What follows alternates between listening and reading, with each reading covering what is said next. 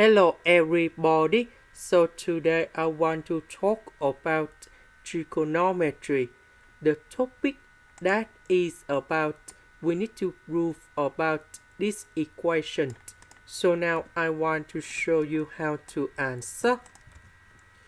So we have the formula